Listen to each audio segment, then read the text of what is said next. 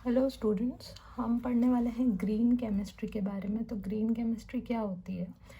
तो green chemistry word mostly हम environmental chemistry जब पढ़ रहे हैं या इन्वायरमेंट के बारे में पढ़ रहे हैं जब हमको सुनने को मिलता है। तो व्हाट इज़ दिस? ये होता है कि हम ऐसे प्रोडक्ट्स डिज़ाइन करें या ऐसी प्रोसेसेस बनाएं जिससे हम क्या कर सकें, हम हज़ार्डस सब्सटेंसेस या टॉक्सिक सब्सटेंसेस जिनको बोलते हैं उसको कम कर सकें, उनका यूज़ कम कर सकें। ओके, इसका ये एक पार्ट है सस्टेनेबल केमिस्ट्री। सस्टेनेबल केमिस्ट्री का मतलब है कि हम आगे जनरेशन तक क्या बेटरमेंट पहुंचा सकते हैं, कितना एफिशिएंट हो सकते हैं चीज़ों में ताकि वो हमें नुकसान ना करे। ओके, तो हम कंजम्पशन कम कर सकते हैं नॉन रिन्यूएबल रिसोर्सेज का और पॉल्यूशन को रोक सकते हैं। नॉन रिन्यूएबल रिसोर्सेज मतलब जैसे फॉसिल फ्यूल्स होते हैं जो कि एक टाइम आने पर ख़त्म हो जाएंगे।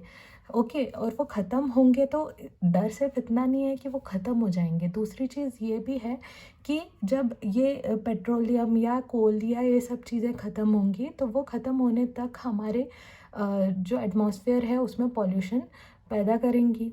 करेक्ट? तो इन सब चीज़ों को रोकने के लिए 12 प्रिंसिपल्स दिए गए थे ग्रीन केमिस्ट्री के।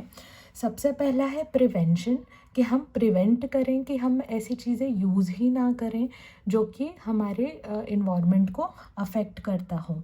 दूसरी चीज़ है एटम इकोनॉमी।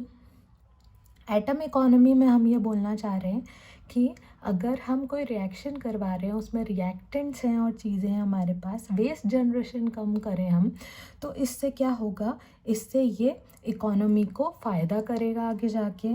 करेक्ट? और उससे क्या लेगा, इकोनॉमिकल रहेंगी चीज़ें, मनी वाइज भी बेटर रहेंगी, प्लस क्या होगा कि रिएक्टेंट सारे यूज़ होंगे तो वेस्ट प्रोडक्ट जनरेशन नहीं होगा, और वेस्ट नहीं होगा तो पॉल्यूशन भी कम होगा। तीसरी चीज़ कि हम लेस हज़ार्डस केमिकल सिंथेसिस करें, हम ऐसी केमिकल सिंथेसिस करें या हम किसी भी चीज़ का सिंथेसिस करें तो हम उस तरीके से करें जिसमें वो आगे जाके टॉक्सिक चीज़ें ना बनाए, नुकसानदायक ना हो। ठीक है, केमिकल्स भी हम ऐसे यूज़ करें जो सेफ़ हैं, टॉक्सिन फ्री हैं, किसी को इरिटेट नहीं कर रहे हैं। वाइल्ड लाइफ की बात कर लेते हैं या हम फॉरेस्ट लाइफ की बात कर लेते हैं, ये केमिकल्स से एटमॉस्फेयर को भी कोई नुकसान ना हो, ऐसी चीज़ें हम यूज़ करें। सॉल्वेंट्स हम ऐसे यूज़ करें।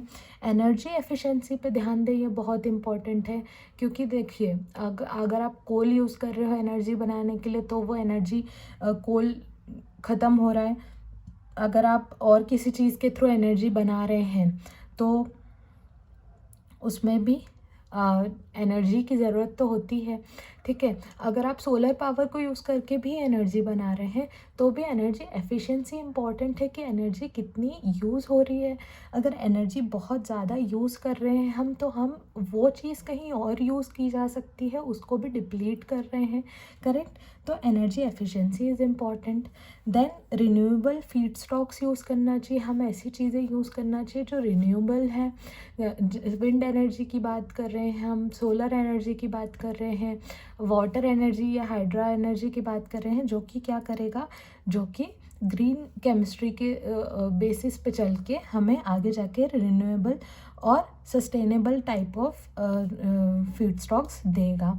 ठीक है, इसके बाद डेरिवेटिव्स को हम कम कर सकते हैं। डेरिवेटिव्स को कम कर सकते हैं मतलब अगर हम कोई रिएक्शन करवा रहे हो, मल्टी स्टेप रिएक्शन है, ठीक है, प्रोटेक्टिंग ग्रुप्स हमने यूज़ करके रखे हैं, मल्टी स्टेप रिएक्शन है, जितनी स्टेप्स होंगी उतने बाय प्रोडक्ट्स रिलीज़ होंगे। तो हम ऐसी कोई परफेक्ट स्टेप निकालने की कोशिश करें जिससे बाय प्रोडक्ट्स कम हो, बाय प्रोडक्ट्स कम हो तो वेस्ट भी कम हो।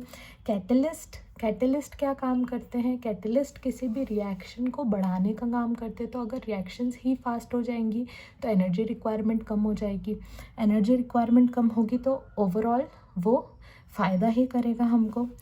अब डिज़ाइन फॉर डिग्रेडेशन, हम ऐसी चीज़ों का डिज़ाइन करें जो आगे जाके इको फ्रेंडली हो, डिग्रेड हो जाए, पॉल्यूशन क्रिएट ना करें।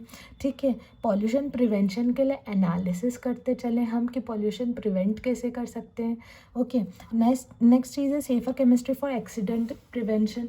अगर हम केमिस्ट्री को इतना सेफ लेके चलेंगे जिससे कोई भी एक्सीडेंटल भी डिस्चार्जेस नहीं हो रहे हैं किसी भी फैक्ट्री से, इंडस्ट्री से, तो उससे हम क्या कर सकते हैं, उससे हम ओवरऑल सस्टेनेबल डेवलपमेंट कर सकते हैं, सस्टेनेबल केमिस्ट्री को उस तरीके से स्टडी कर सकते हैं।